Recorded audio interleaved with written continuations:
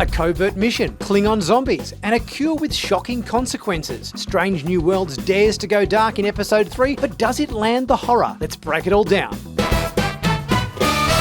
Well, hey everyone, I'm Nick and welcome back to Sci-Finatics. Well, today we're talking about episode 3 of Star Trek Strange New Worlds season 3 entitled Shuttle to Kenfori. This was our kind of zombie horror episode for the season in terms of all the different genre bending stuff that Strange New Worlds seems to do. Today we're going to talk about this episode, break it down, give my review as to what I thought of this third episode of the season. We've got a lot of cool theories about what's coming up in the rest of the season and how this episode affects what we might be seeing coming up, so stay tuned for that. So let's get into it.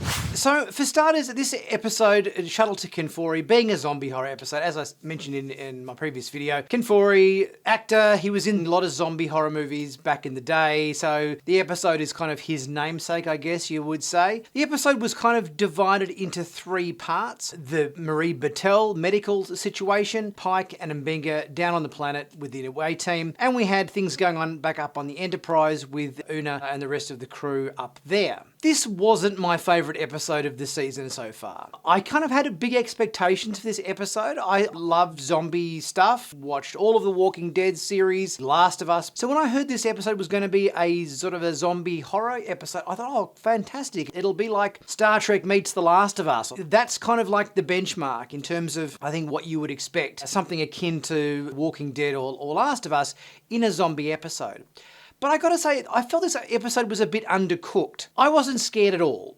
When I heard the concept of Klingon zombies, you would think, oh, Klingon zombies are going to be even scarier than like human zombies. But there was no really kind of big jump scares in this episode. There was one attempted jump scare, but I think it was kind of spoiled by the fact that it was in most of the trailers for this season. Not to mention the fact that the way the shot was kind of composed, you could kind of see the jump scare coming a mile away with Pike standing next to a window and stuff as the zombie jumps up. So I kind of felt like there was no real scary zombie moments. Those moments you get in like Last of Us and The Walking Dead where like a horde of zombies are just chasing them. They're almost getting ripped to shreds and they've got to run to escape. I never kind of felt a huge amount of jeopardy in this episode. I never really felt our heroes were in any kind of danger. Now, whether that in part is a byproduct of this show being a prequel show. Like, I think there is a certain amount of jeopardy that you do take out of a series because this is a prequel series. You know Mbenga is going to be a doctor on the original series, and you know what happens to Pike in terms of where he ends up. So you kind of know that Pike's going to be okay, you know, and Mbenga's going to be okay. So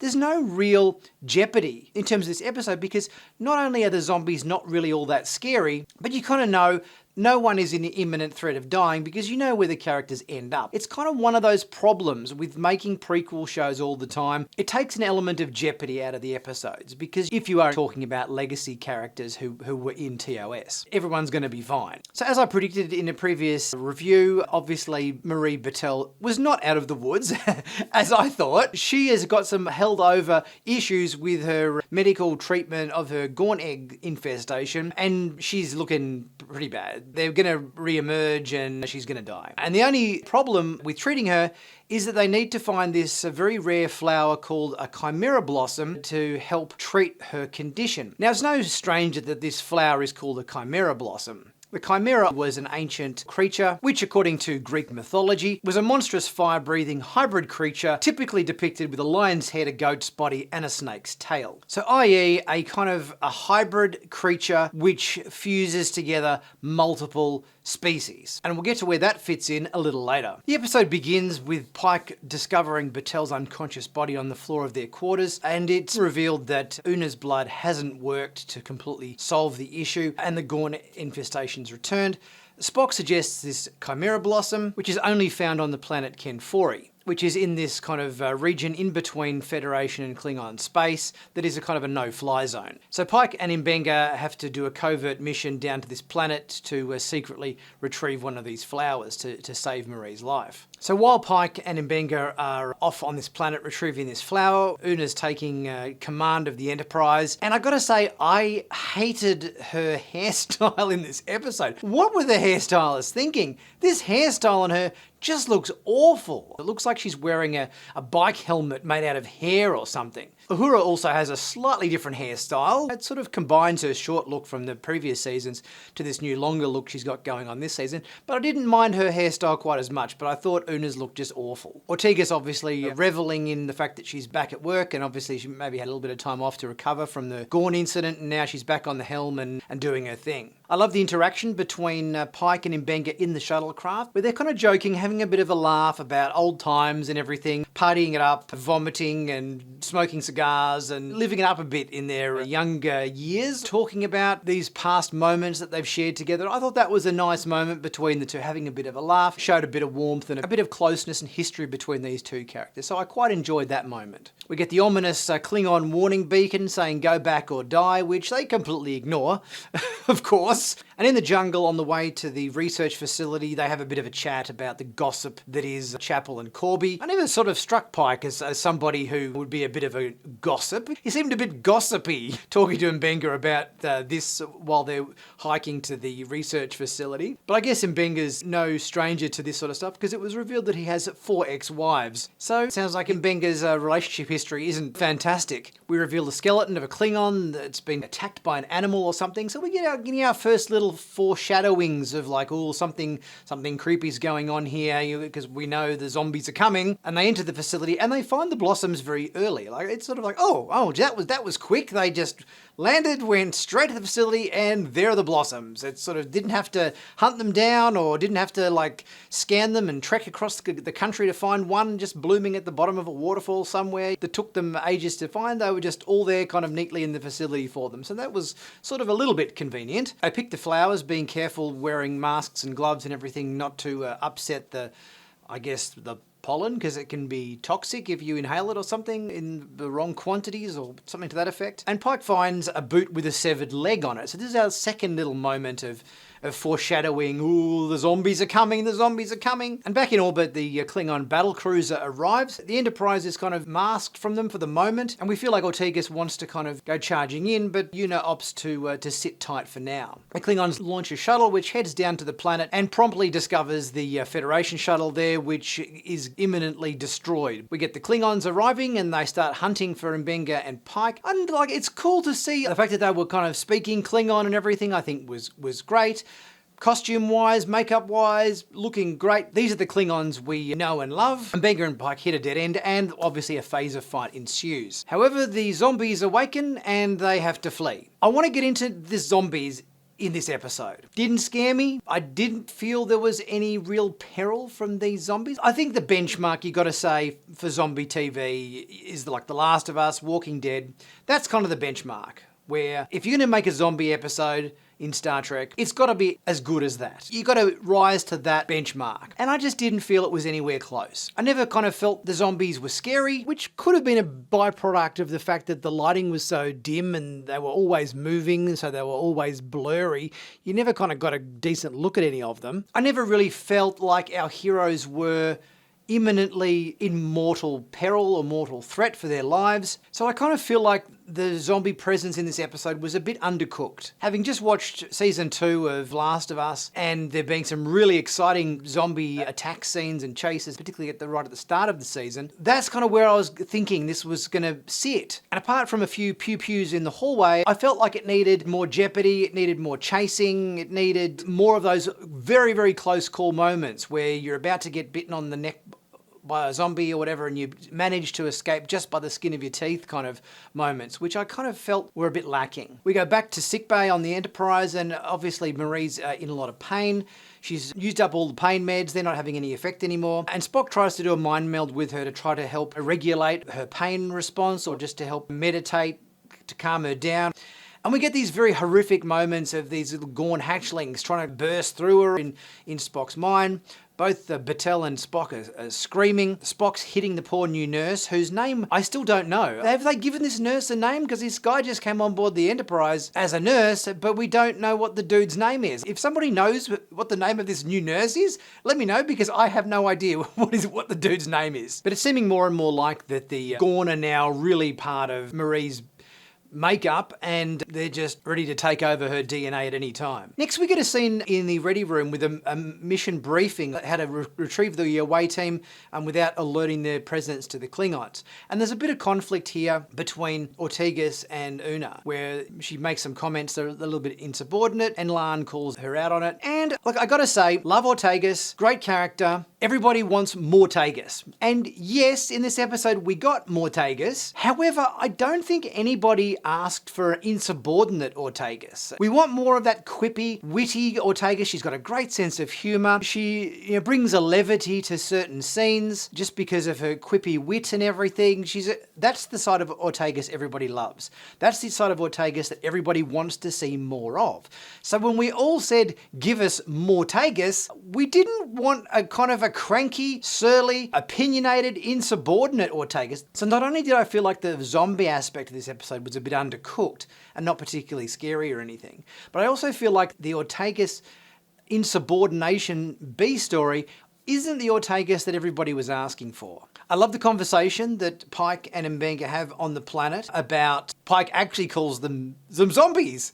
I was really kind of surprised to hear Pike call them zombies because let's face it, in most zombie TV shows, they seem to go completely out of their way to not call them zombies. We call them everything else, but we can't call them zombies. In zombie shows like The Walking Dead and Last of Us and other zombie movies, they're called walkers, they're called the infected, they're called roamers or biters or growlers or rotters or undead, but nobody ever says zombies. So I kind of love the fact that Pike calls them zombies in this episode, and Mbenga said, no, don't use that word, don't call them that. So I did love the fact that they included that little moment between these two, because I thought that was quite amusing, just based on the Z word is like a big no-no faux pas. We don't call them that sort of thing. And here's when we get a reveal that Mbenga's medical plan for Battels isn't quite what Pike thought it was going to be. This is another element of this episode that the second I heard it, something immediately came to mind. It also struck me as unplausible and inauthentic as well, which was another problem I had with this episode.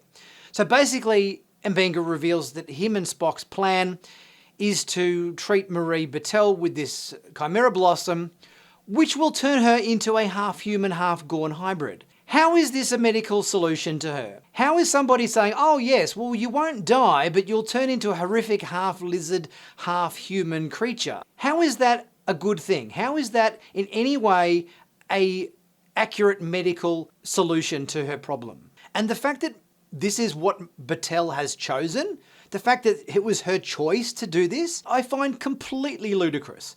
How would anybody say, oh yeah, like I'm not going to die, but I'm going to turn into a half lizard creature? I just called completely BS on that. I don't believe Spock and Mbenga would think that would be a good solution and resolution to her problem. I don't think Battels would want that. This is where we're going to get to my upcoming theory for the season, which is the only reason I think this is happening is so that they can turn Battels into the Gorn that we saw in Arena. The Gorn that walks on two legs, the Gorn that doesn't have a tail, the Gorn that is more humanoid than the Gorn we've seen in Strange New Worlds.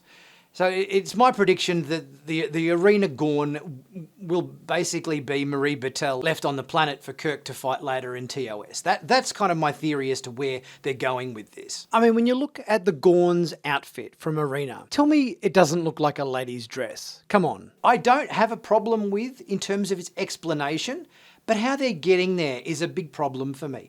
Why can't they treat Marie Battels with the Blossom, hoping that it will cure her and solve her problem, but things go terribly wrong and then she ends up being this human Gorn hybrid.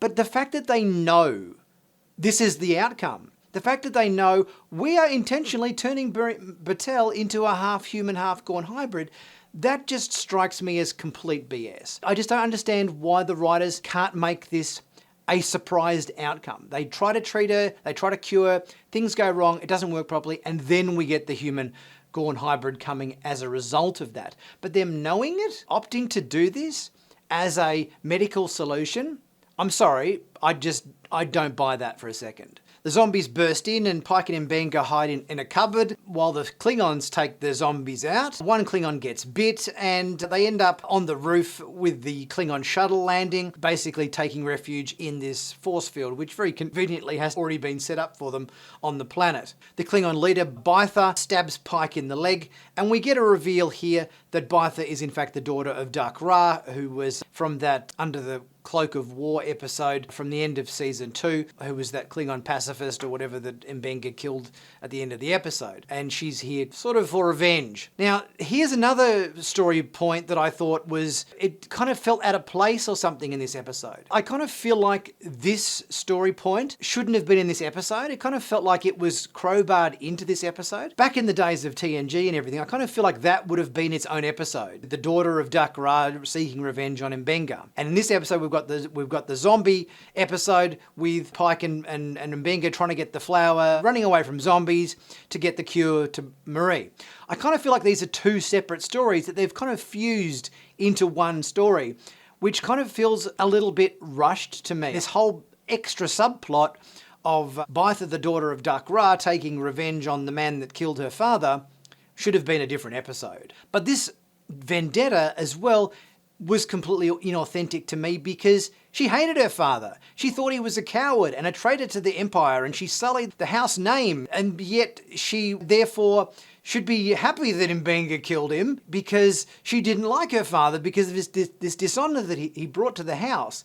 But it was sort of, oh, well, I have to kill the person who killed my father to bring my honour back and everything. If she absolutely loved her father and put him on a massive pedestal and thought how fantastic he was, then I can kind of see the motivation behind her wanting to kill the man who killed her amazing father. But the fact that she kind of hated him and thought he was a traitor and a loser removed a lot of that motivation, I think, for that vendetta that she held against Mbenga. Even though it was kind of wrapped up in this weird sort of Klingon technicality that, well, I have to kill the guy who killed my father to somehow get my honour back. Klingon rules. It all kind of struck me as a bit motivationally muddy. The Enterprise flies very, very slowly towards Kenfori to not get detected by the Klingons, but Erica kind of goes a bit too fast and they get spotted. In the final showdown between Mbenga and Baitha, Mbenga admits that he intentionally killed Dak Ra and that it wasn't an accident, even though maybe he initially said it was an accident. He kind of admits to her that it was intentional. Mbenga wins the fight but spares Baitha's life, and Baitha ends up sacrificing herself to the zombies because somehow that's an honourable death. Just what, laying down on the ground and letting zombies eat you is an honourable death? I'm not sure about that at all. I don't know whether that is an honourable death. So there was a few moments in this episode I just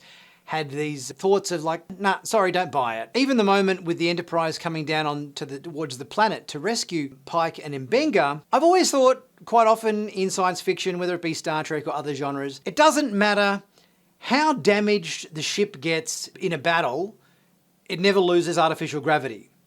So the fact that we had a situation here where the Enterprise lost artificial gravity after taking damage, but hang on, the Enterprise has flown into the atmosphere of the planet. And you can see very clearly from this shot how far they are off the ground. This is the kind of altitude that an aeroplane would be at when it's coming in to land at an airport. So if they're actually into the atmosphere of the planet, why is there zero gravity? They aren't in space.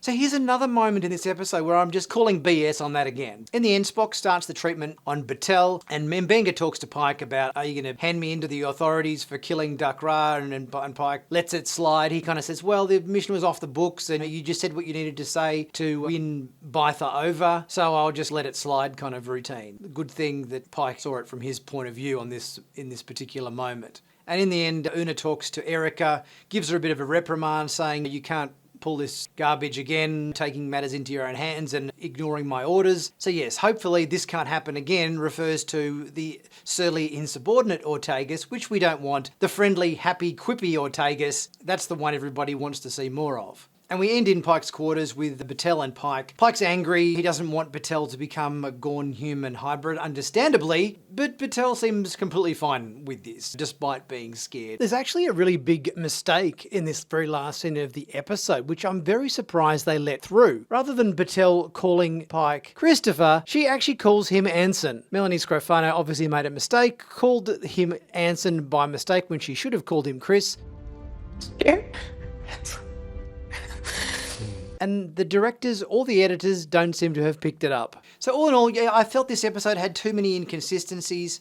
I don't buy the motivation that they would willingly choose turning Battelle into a Gorn human hybrid as a viable surgical solution. I thought the Klingon zombies weren't particularly scary, not enough jump scares, not enough really edge of your seat, nail-biting moments. I thought the Vulcan zombies in the Enterprise episode Impulse were scarier than these Klingon zombies. That was a much scarier episode, I would have thought, to what we saw in this one. I was expecting this episode to outdo the Enterprise Impulse episode as a better Star Trek foray into zombie episodes. So far would probably be my least favourite of the episodes of the season so far. What do you guys think? Maybe you loved it. Maybe you were more critical than I was. Leave your thoughts in the comment section and we'll get chatting about that.